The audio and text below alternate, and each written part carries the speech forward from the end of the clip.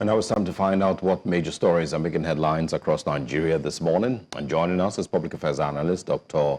Olasunkade Azeez.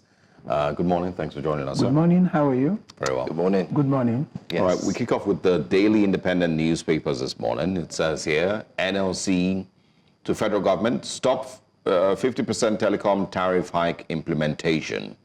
Asks Nigerians to prepare for action to compel hike reversal. CNG kicks demands resignation of NCC boss and minister.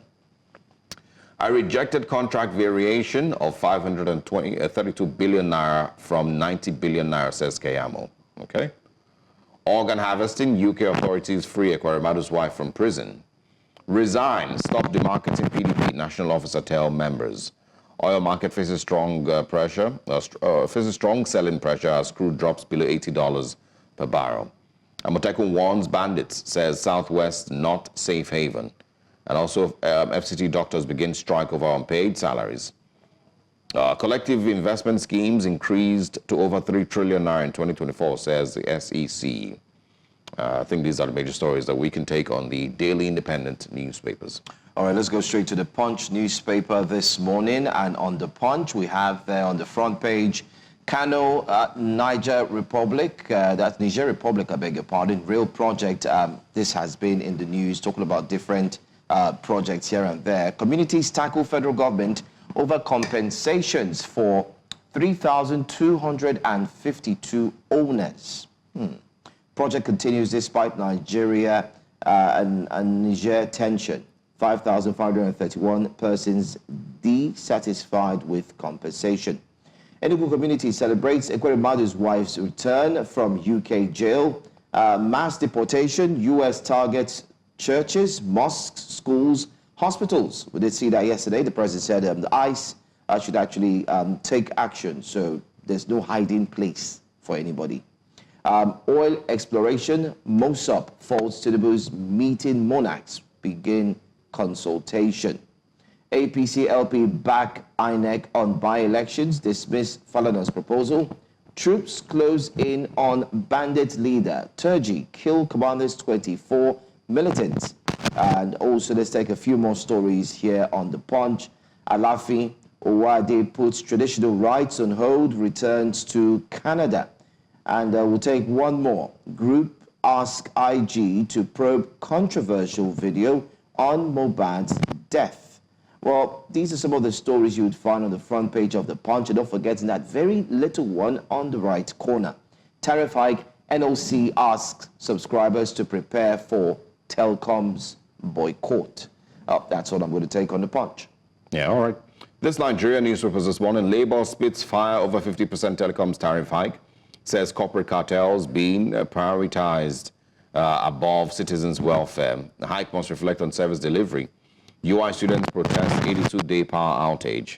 It also says here, Bello Turji's camps in disarray as the second-in-command on 24 hours are killed. Ekwerimadu's wife returns to Nigeria after 3 years in prison.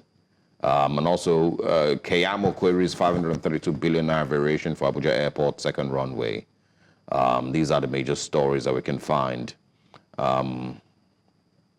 Okay, I think we can get straight to our guest this morning. Sure. And see your thought. I think the Labour reaction to the 50% telecoms tariff hike, it's pretty interesting. Maybe not also shocking, but many Nigerians have also reacted to it. Sarah has also reacted to it and asked that it be reversed. Well, to me, I think it's not out of place for Labour to actually play the role they are meant to play. The last time we had a price on the telecoms services was 2013. But be that as it may, should it just be 50%? Why not gradual? Why not 10? Why not 5? Why not 15? Why not 20? Gradually, I know for sure that the cost of operating, the cost of, running the business in Nigeria today is very astronomical, very unfriendly. Figures are not looking up.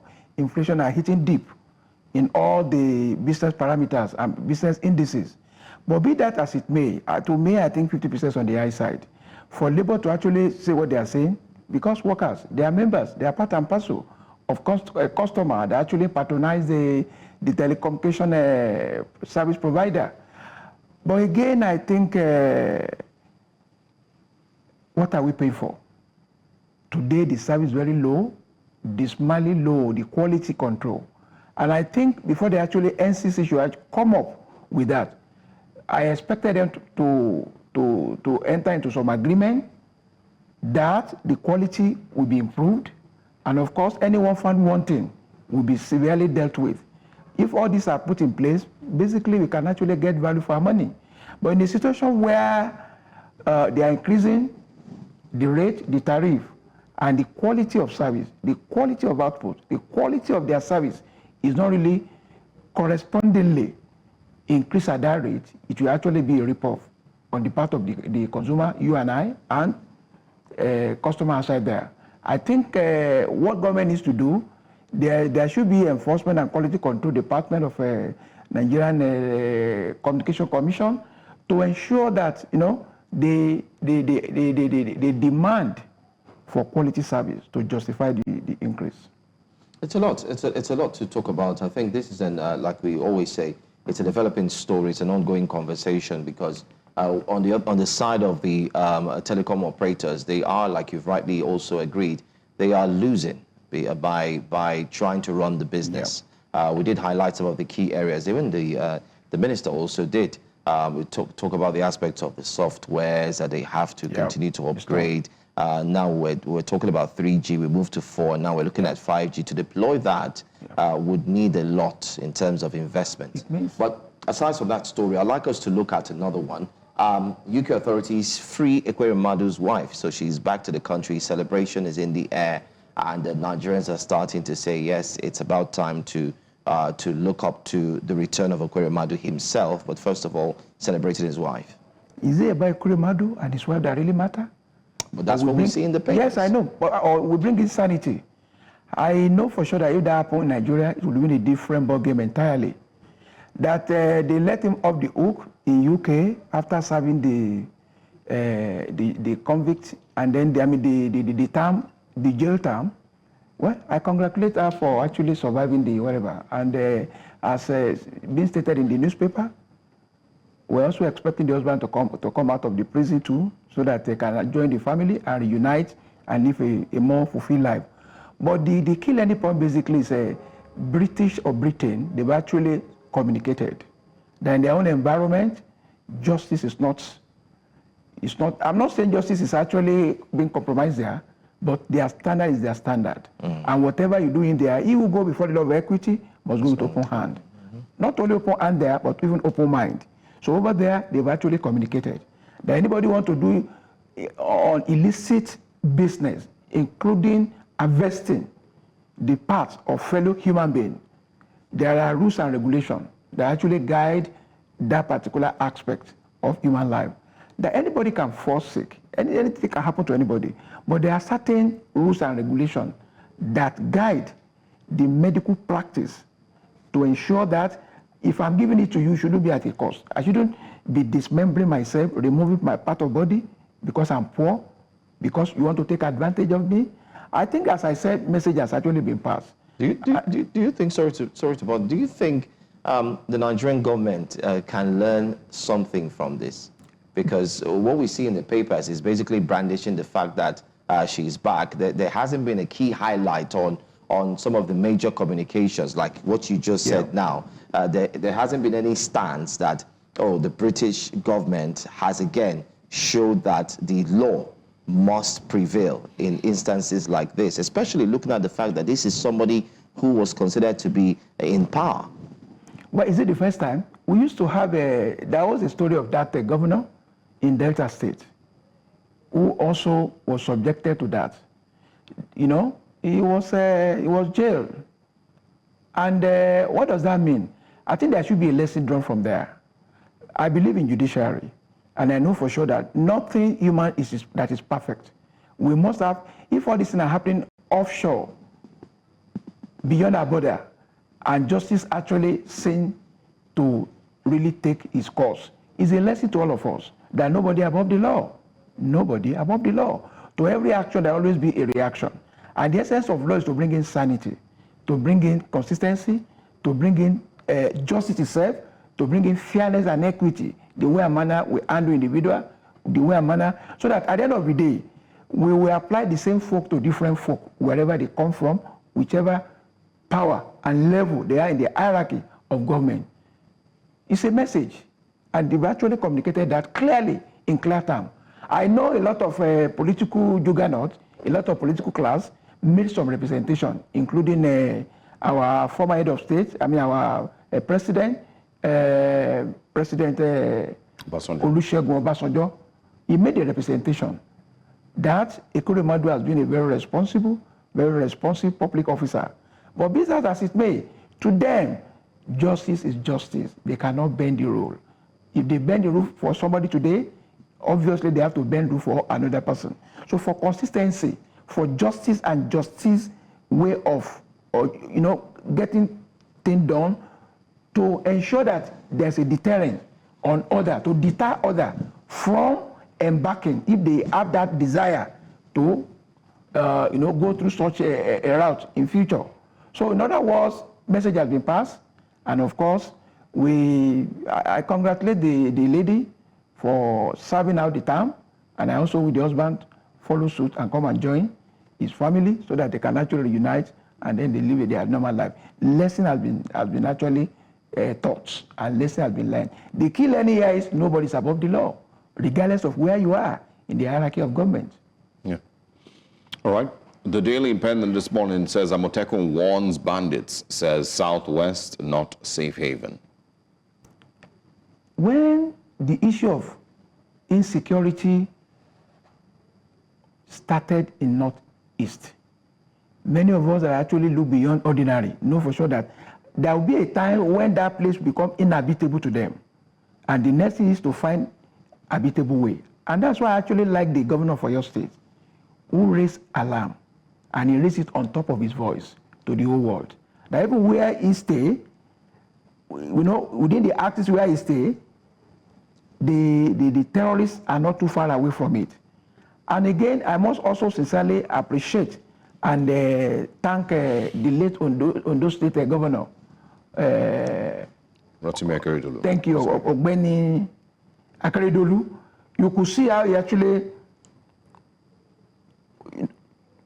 a lot of investment interest he expressed, and profound interest, and fund he pumped into it.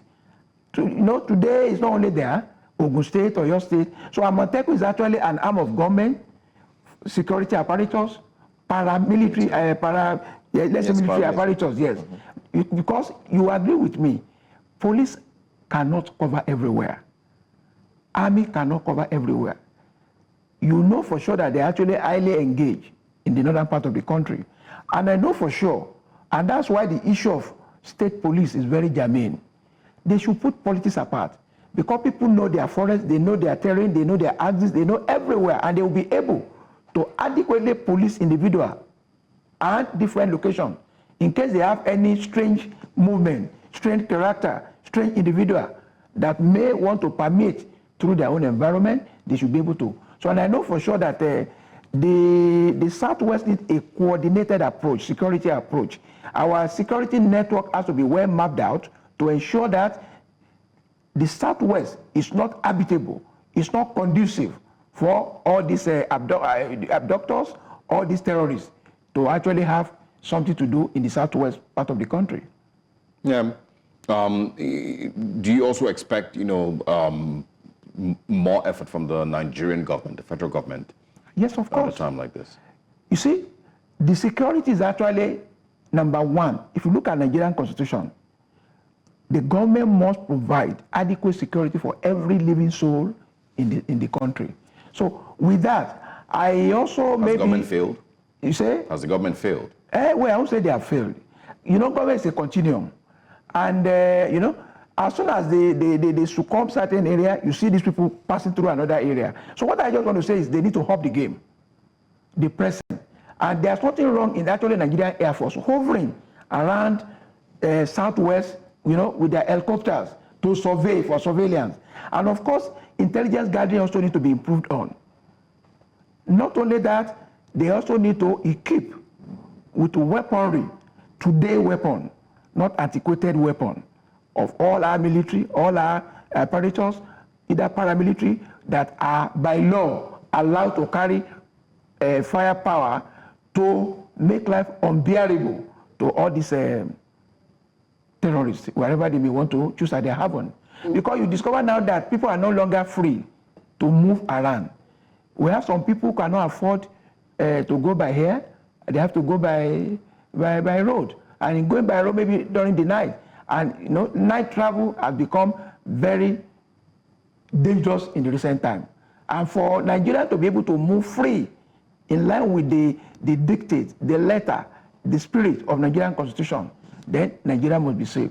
If there's no safety, if there's no security, there can't be investment. And if there's no investment, of course, multiplier effect, exponential negative effect on our economic indices will surely be the problem we are going to contend with. Yeah. Do you think that the Tinubu administration, I mean, Amnesty International reported, about the incident that happened in Borno State on the 12th of January. Okay. They reported 147 people that were killed. It reported that they were, Amnesty International reported on the day that they were going to be buried. The Nigerian government didn't necessarily speak much about it. Our newspapers, didn't also really highlight it, but there's 147 Nigerians barely 2 weeks into 2025. Should the Tinubu administration see that as a stain on its can they accept that they failed Nigerians in that regard? I'm not a security expert, but with my interaction and a lot of report and as an analyst, security matter is not something you say out every day. Because the people you're actually planning against must not know your tactics. They must not know your strategy. Because by the time you say everything out, before you know it. And that's why we are losing many people who are dying in the line of duty, while they're actually, fighting to secure people within the area where insecurity is an issue. I will not say they have failed. You see, actually, the role of analyst is not judgmental. We are to look at it from this side, that side, and leave the judgment to the public. In that regard, I think maybe the only appeal I can make to the government, they can go back to their drawing board. They need more effort in the area of intelligence gathering. They need vigilante, to really supply them information. So that at the end of the day, they'll be able to, we've been talking about Toji. Toji's son died, Toji, close ally died, and what? Why not Toji himself, who has actually been tormenting, terrorizing the people in the Northeast? So my point there, my take over there is government should not really show mercy on these people. They should double their effort. They should encourage their military. They should also equip them with a modern gadget, weapon and weaponry to be able to do what? To be able to really curtail all these terrorists, so that at the end of the day, they can wipe them off the surface. The challenge that I have is, if we live in a society where that type of very, very sad incident can happen, and the government of the day, both in Borno State and the federal government, feels no pressure on itself that it is its failure that led to the death of 147 Nigerians. It almost is under no, pressure to be better. And I'm not, saying that they are not doing anything or they're not doing well enough. I understand that the army is sacrificing itself. Soldiers are dying. They're giving their lives, for Nigerians, and I give them all the credit that they deserve. Great. But in Nigeria, if you look at the California fires, for example, the head of they point out all these things, and the head of the fire service in that state was heavily criticized. Yeah. They were questioning whether she was even fit for the job and all of that, because the government understands its responsibility, and it doesn't. The governor, Gavin Newsom, was also heavily criticized because they understand their responsibility to the people. I understand Nigeria is very, very far back, but can our thinking at least be getting there? That if 147 Nigerians die, President Tinubu cannot just be, just act like it's just another day at the office. The Borno State governor cannot just still act like it's another day at work, because 147 people have died under your watch. It should be on your report card that under your watch, this is the number of people that died. You failed to protect. It is your responsibility to protect. You swore to protect. Our conversations in the news don't even include the fact that 147, I said it on Monday, the Punch newspaper was reporting on the 98 people that died in the tanker explosion in Niger State. Yep. And it was just a time, if you don't even look closely at the Punch, you won't even see it. And that is because as Nigerians and the way that we treat our government, we do not even realize that government failed those 147 people. The same way government failed those 98 people that died. The government is not going to go into its next Federal Executive Council meeting now worried and panicking that the Nigerian people are telling them that they failed to protect 147 lives. And I don't know how we function like this as a country. Maybe from my own angle, I may not look at it the way you are looking at it. 140 is a lot of life. I would say 140 multiplied by what they will have procreated if they are still alive, the role they will have played in the political space, the contribution they will have made to economy, and of course, being there too, they will also be there for many other people. Maybe what I would just say is to every situation, there must be a key learning. And government has a choice or two choices of making propaganda. They can be making noise without actually taking action. And they can be taking action without necessarily making noise. So it could be either way. It might, but I must sincerely thank this station along with the press across across Nigeria, because you are just like part of your responsibility. You have to entertain, you have to educate, you have to inform. And program of this nature and across the media, either social media, either print media, electronic media, and what have you, is to also inform the people and then inform the power. With what we are doing now, obviously. But to me, I'm not here as government spokesperson, neither am I here to possibly place blame on what have you. But I know they must have actually learned something out of that. And you could see that when this admission comes in, there's a lot of improvement on the Nigerian army and even the entire military architecture or security architecture of the nation. You could see they are talking to foreign country that can be of help to us in terms of acquisition of weapon and weaponry, training of our personnel, and what have you. It might not necessarily be something we are getting result now. But as you said, I could feel your pain, just the way people that have lost their beloved ones also, have the same pain. I could feel your pain. And in fact, one life is a life. 140 life is plenty of life. And I'm actually using this medium to appeal to government to double up their effort, to motivate the military. And at the same time, it's actually good surveillance. It's good. You could see how they are giving tough time to Toji in the Northeast. I know they will soon get to him as the target. People around him, his commandant, his son, and what have you, have actually been felled in the course of and he's also released some of the captives. Thank you, and also relieve and release some of the people they have actually held in captivity. Yeah. So in other words, at the end of the day, we should not really relent in talking to power, in talking to the government, to double their effort to ensure that they make life inhabitable, they make life difficult for people who are threat to fellow Nigerians. Absolutely. Well said. Well, thank you so much, Dr. Olasunkade Azeez, for joining us. It's a pleasure, and thank you so much for sharing your analysis with us. Thank you for having me. All right.